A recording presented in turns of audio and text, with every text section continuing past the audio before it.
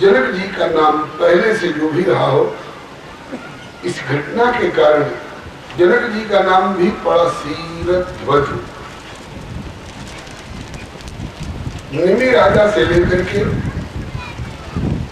और राजा बहुलाश्वत सतयुग के जनक से लेकर के और द्वापर के अंतिम चरण के जनक, ये सब लोग जनक कहलाए हैं। जनक पदवी है इस खानदान की, लेकिन नाम इनके अलग अलग होते रहे हैं। निमि राजा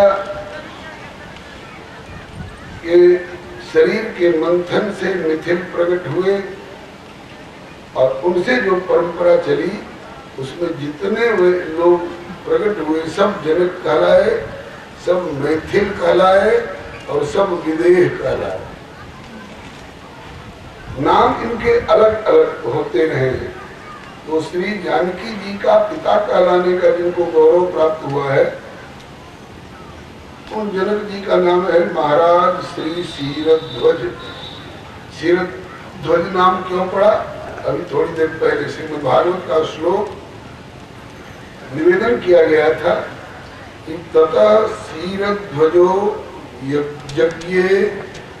यज्ञार्थम कर्षतो महिम सीता सीराकृतो जाता तस्मात् सीरध्वज स्मृतः। हल्की नोक से सीता जी प्रकट हुई और इस घटना के कारण श्री जनक जी की कीर्ति की ध्वजा सारे जगत में फहराई गई, इसलिए सीरध्वज तस्मात् सीरध्वज स्मृतः। उनका नाम है सीरध्वज। उनके एक और छोटे भाई हैं, उनका नाम है कुशध्वज। सीरध्वज और कुशध्वज। कुश के कन्या प्रथम जो गुणशील सुख शोभामयी। जनक जी के छोटे भाई श्री कुशध्वज जी। जिस समय श्री किशोरी जी प्रकट हुई हैं, उसके पहले तक तो भीषण अकाल अवर्षण सूखा पड़ा हुआ था, और ज्यों श्री किशोरी जी प्रकट हुई उसी समय क्या कहना, दूर भयो 12 वर्ष को अकाला,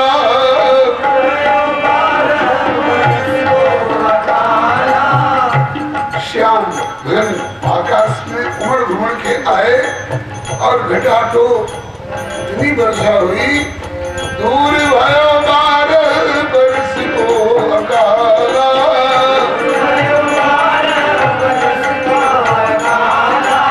मिथिला निवासी वह सब विधि निहाला,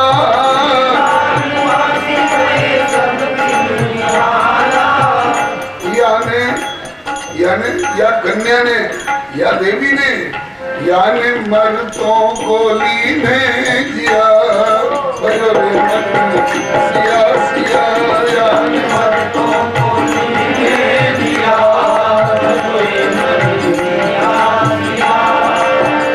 राम रघुबर की प्राण प्रिया, भगोरे मन सिया सिया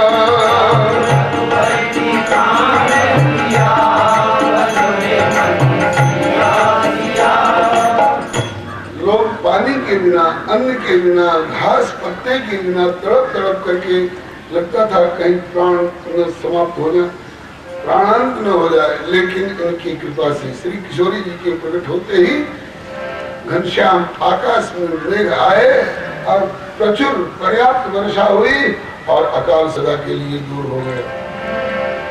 करुणामयी भरे करुणा से नैना,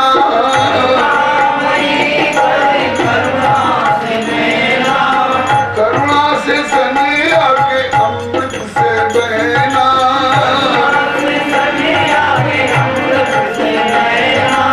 और या को करुणा से पूर्ण हिया, भगोरे सिया सिया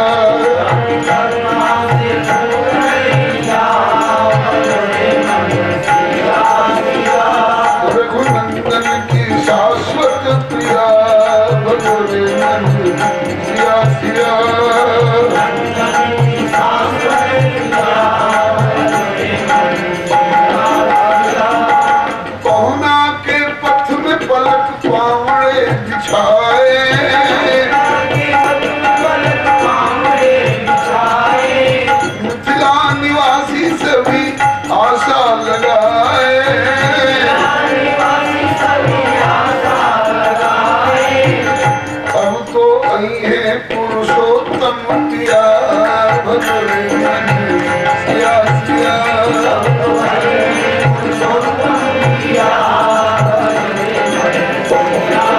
राम रघुबर की प्राण प्रिया मधुर मन सिया सिया।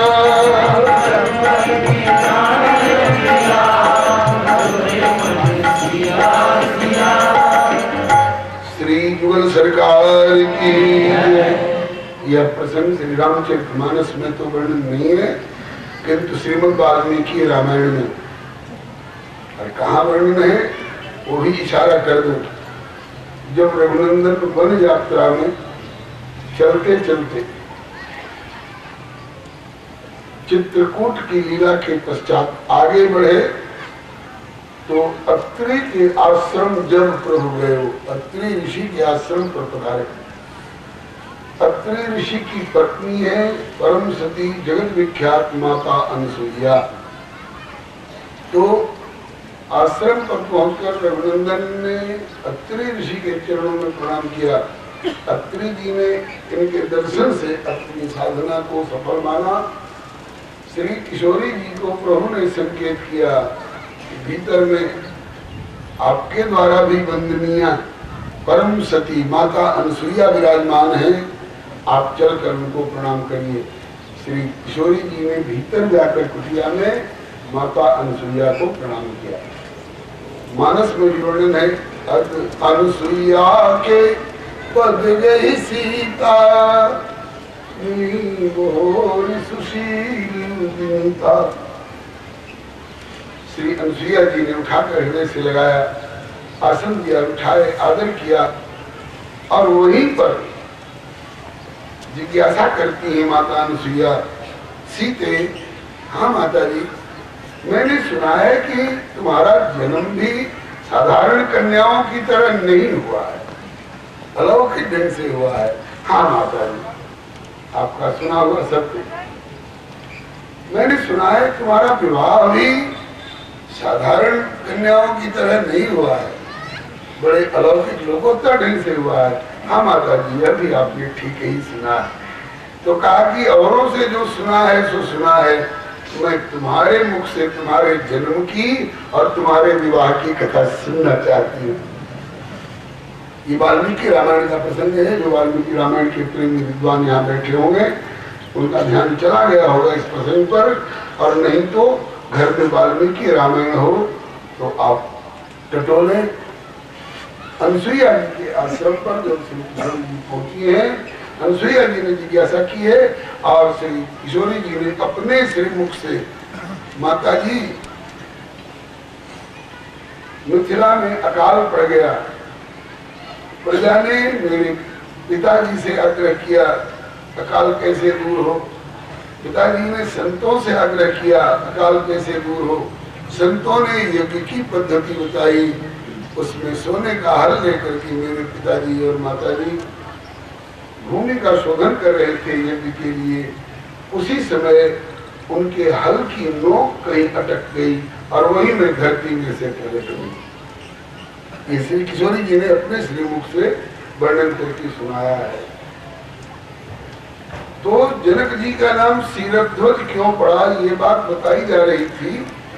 शीर हल की नोक को कहते हैं और उसी से अग्रभाग में सीता जी प्रकट हुई और इससे इन जनक जी की कीर्ति की ध्वजा सारे जगत में फहरा गई, इसलिए इनका नाम हुआ शीरध्वज। शीरध्वज श्री जानकी जी का स्वभाव बड़ा प्यारा है, स्वरूप बड़ा प्यारा है। श्री जनक जी को और श्री सुनैना जी को इतना आनंद आता है इनके दर्शन से और इनके प्रति स्नेह अर्पित करने में कि सारा संसार भूल करके और इन्हीं में सिमट गए। अब श्री सिया जी की बाल लीला में उलझेंगे तो विवाह लीला और आगे की लीलाओं में समय कम बचेगा और आग्रह है कि आगे तक की भी लीला का वर्णन होना चाहिए। धीरे धीरे किशोरी जी बढ़ती गई और जब 5 वर्ष की हो गई तो उस समय इनके यहाँ एक घटना घट गई। क्या अनायास ही पाया कर सो सिय ने धनुष उठायो। अनायास ही पाया कर सो सिय ने धनुष उठायो। तुझे कर सो लगा बुहारी चौका स्वयं लगायो।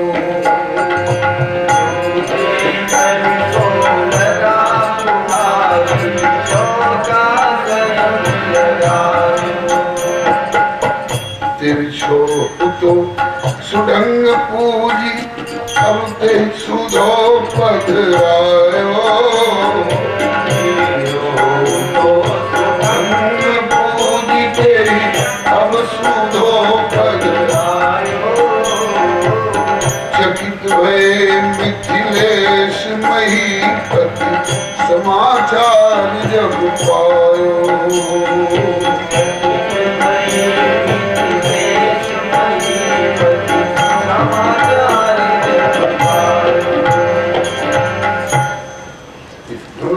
बड़ी विचित्र कथा है।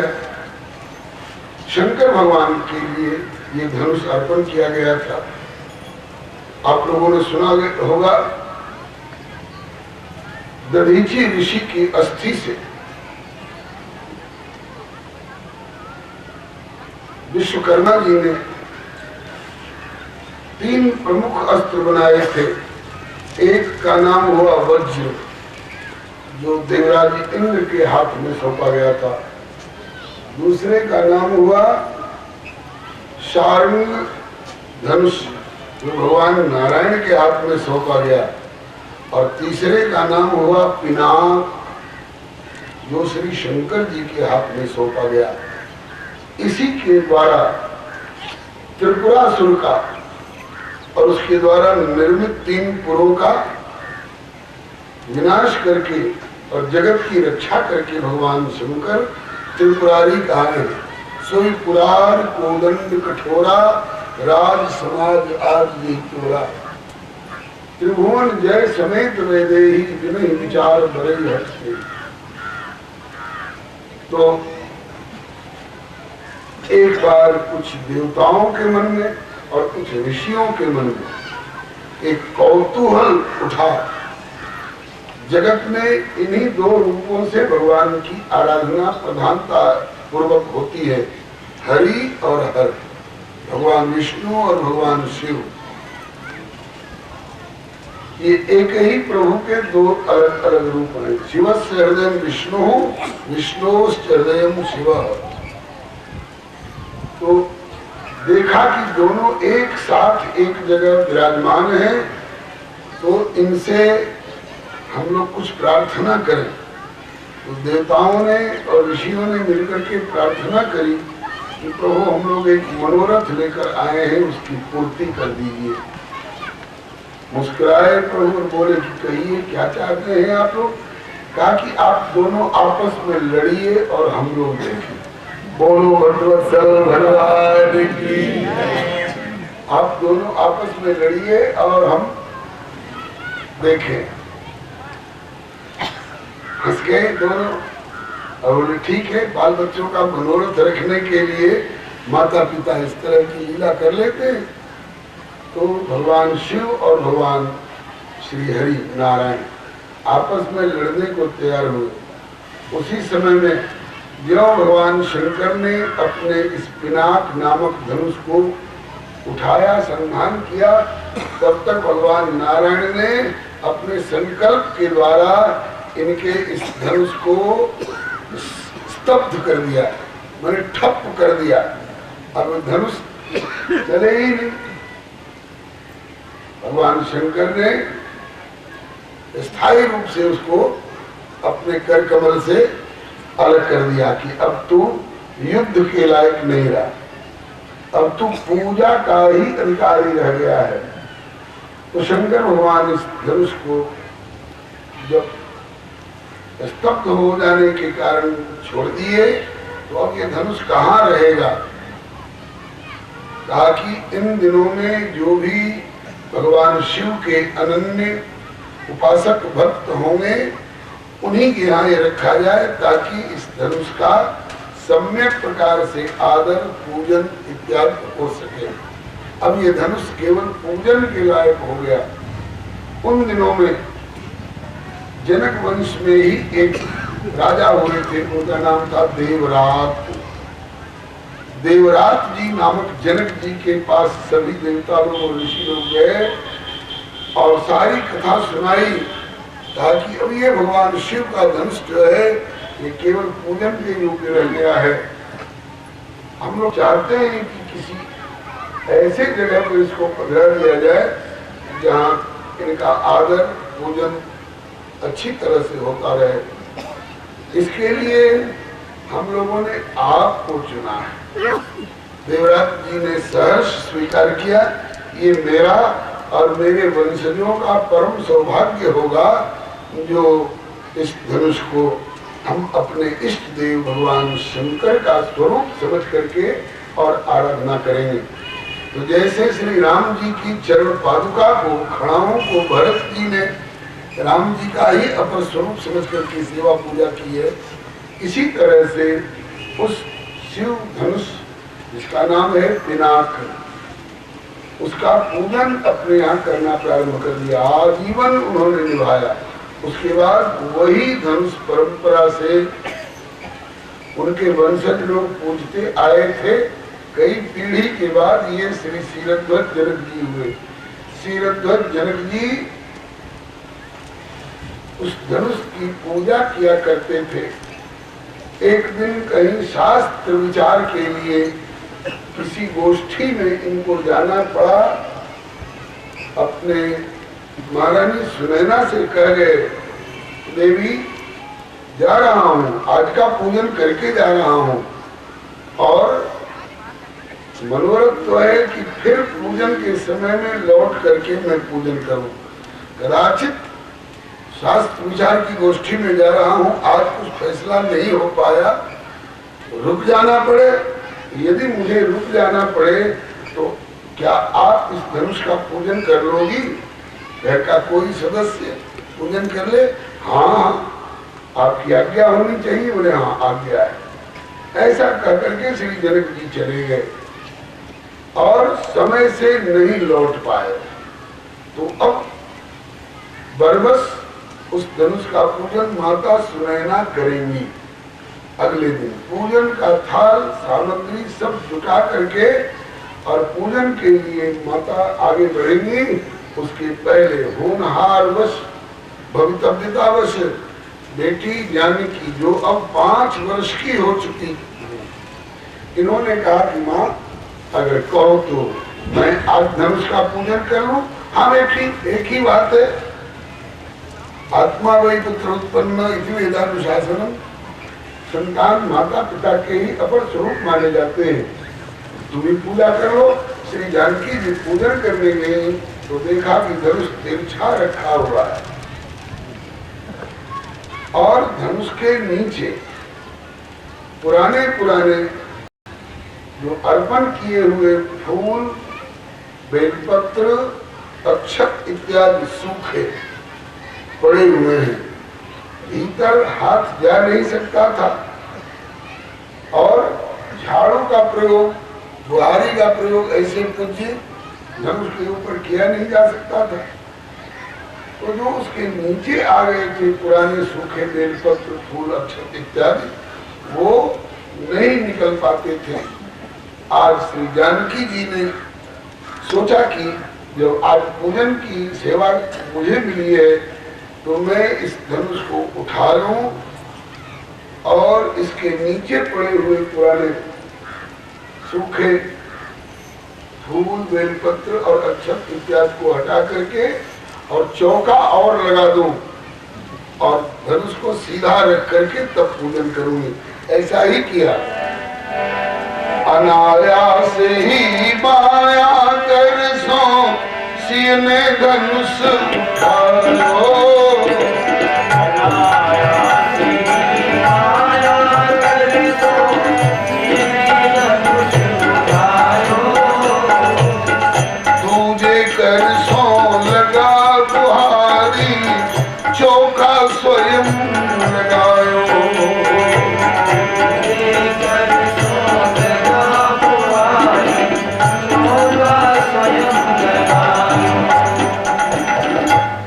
छोहु तो सुरंग पूजते अब सुधो पधरायो।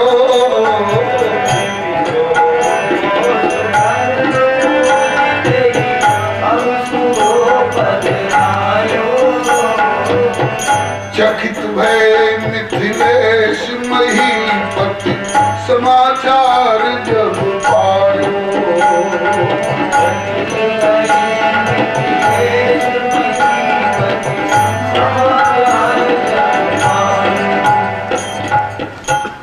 अगले दिन श्री विदेह राज आए, देखा कि धनुष जो तिरछा था वो सीधा रखा हुआ है, उसके नीचे के जो पुराने पुष्प निर्माल्य वगैरह रहे वो साफ कर दिए गए हैं, चौका लगा करके भूमि का शोधन करके और फिर धनुष सीधा रखा गया है। चकित हुए, ये धनुष उठाया किसने? ऐसे तो उठने वाला धनुष है नहीं, साधारण कोई व्यक्ति उठा ले और जैसे चाहे रख दे। आप लोग मानस में पाठ करते हैं, आगे सुनेंगे भी। भूप सहस 10 एक ही वारा, लगे उठावन किंतु डरे न टारा। रहा चढ़ाऊ तोरब भाई, तिल भर भूमि न सके छुड़ाई। यहाँ तक कि यही कौतुक शिव शैल उठावा, सोते ही सभा पराभव पावा। कैलाश पर्वत को जो उठा चुका था वो रावण भी उस सभा में पराभूत नहीं हिला सका। आगे जनक जी कहेंगे, द्वीप द्वीप के भूपति नाना, आए सुने जो कंठाना। लेकिन राह चढ़ाओ तो भाई फिर भर भूमि उठाए। सकई उठाई सरासुर मेरु, सरासुर मने बाणासुर। बहुत लोग सुरासुर पढ़ लेते हैं, नहीं, सरासुर शब्द है। सर मने बाण और सरासुर मने बाणासुर। जो सकई उठाए सरासुर मेरु, सुमेरु पर्वत को भी उठा सकता है। और सो ही हार गए कर फेरू, वही हृदय से हार करके मैं इस धनुष को अपने हाथ नहीं लगाऊंगा, नहीं तोड़ूंगा। तो गए कर फेरू, फेरी लगा करके मैंने परिक्रमा लगा करके और प्रणाम करके लौट गया। इतने बड़े बड़े लोग जिसको हिला नहीं सकते हैं, और उस धनुष को किसने उठाया, सीधा रखा, इसके नीचे के निर्माल्य साफ किए, चौका लगाए, आवाज दी। महारानी सुनैना को देवी आज्ञा प्राणनाथ, ये धनुष का पूजन किसने किया? बोले पुत्री जानकी ने किया। जानकी ने किया? हाँ, जानकी, बेटी जानकी आए। आज्ञा पिताजी। बोले धनुष का पूजन आपने किया? हाँ पिताजी मैंने किया। धनुष उठाया किसने? मैंने उठाया। कैसे उठाया? बोले ऐसे उठाया। बोलो श्री जनकराज ऐसे उठाया, खेल खेल में अनायास ही बायां कर। तो कहते नहीं तो मेरे बाएं हाथ का खेल। सिया जी ने बाएं हाथ से, एक हाथ से उठा करके दिखा दिया। चकित हो गए मिथिलेश्वर। जन्म कर्म गुण अगन सिया को, शक्ति अलौकिक जानो।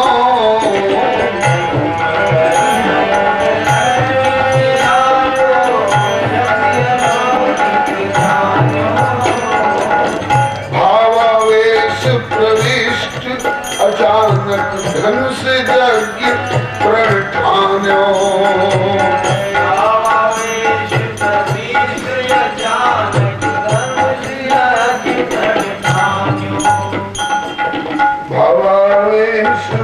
प्रविष्ट अचानक धनुष यज्ञ प्रठान्यो। भावावेश प्रविष्ट अचानक धनुष यज्ञ प्रठान्यो। भावावेश में आ गए हैं, ये साधारण कन्या नहीं है। नारद जी ने ठीक कहा था, ये आदिशक्ति है। वंश गुण खानी अगणित लक्ष्मी उमा ब्रह्माणी। गोस्वामी जी ने वंदना में कहा है, उद्भव स्थिति संहार कारिणी क्लेशहारिणी सर्वश्रेष्ठकरीं सीतां नतोऽहं राम वल्लभाम। जनक जी अंतर्मुख हुए, भगवान भोलेनाथ से प्रार्थना की, भोलेनाथ ये धनुष अब तक पूजित होता आ रहा है, मैंने आपसे आराधना की थी और आप प्रकट होकर के दर्शन दिए थे और पूछा था कि ये विदेहराज क्या चाहते हैं। मैंने कहा था कि जो आपके अंतःकरण में विराजते हैं, आपके भी आराध्य प्रभु, उनका प्रत्यक्ष दर्शन चाहता हूं। तो आपने कहा था कि इस धनुष का पूजन करते चलिए निष्ठापूर्वक, इस धनुष की कृपा से ही मेरे हृदयेश्वर किसी दिन आकर के दर्शन दे देंगे। तो आज तो घर में ये घटना घटी है, मुझे क्या करना चाहिए। 5वें बरस में बेटी, 5 वर्ष की अवस्था में मेरी पुत्री जानकी ने 5वें बरस में बेटी धनुहा उठवली भोला बाबा हो। 5वें बरस में बेटी धनुहा उठवली भोला बाबा हो। लागे लगली सिया मोर सयान भोला बाबा हो। लागे लगली सिया मोर सयान और दानी हो से कैली पूजन के विधान भोला बाबा हो। बढ़िया पूजन के विधान भोला बाबा पूजन के विधान भोला बाबा हो। संगनाता जोड़े द्वीप और लोक लोक के देख देख सब लोग लोग के भक्ति बधारे। शांति अटूट प्रदीप जय जय माल पार तो न्योता लिखित रूप में कहीं नहीं गया है। वो समझिए, शब्दों का ध्यान कीजिए। जनक जी कह रहे हैं द्वीप द्वीप के भूपत नाना आए सुनी, सुनकर क्या जनक जी ने ऐसी खुशियां ठान रखी है, कोई ठिकाना नहीं है। पायम सूत्र जारी 3 पन बीत चुके हैं, चौथे पन में, और चौथे पन में भी श्रवण समीप भय सिद्ध के साथ हुए थे दशरथ जी के। 60,000 बुद्धिमान व्यक्ति सोच सकता है क्या? 60,000 वर्ष के जिसका 3 पन बीत चुका है, चौथे पन में प्रवेश हो चुका है, ऐसे कोई राजा अथवा राजकुमार को कौन समझदार व्यक्ति चिट्ठी लिखेगा कि हे दशरथ जी, मैं बड़ा चिंतित हूँ, बेटी कुंवारी न रह जाए, इसलिए आइए। और 1000 वर्ष के बात जचेगी नहीं जचेगी, इसलिए दशरथ जी का न्योता जाने का कोई प्रश्न ही नहीं। आप उठाने का प्रयास करते गए, लेकिन कोई धनुष को हिला तक नहीं सका। साल भर का समय बीत गया। करवा दो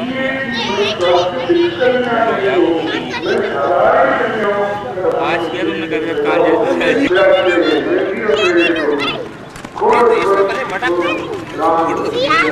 क्यों भैया देख रहे हो।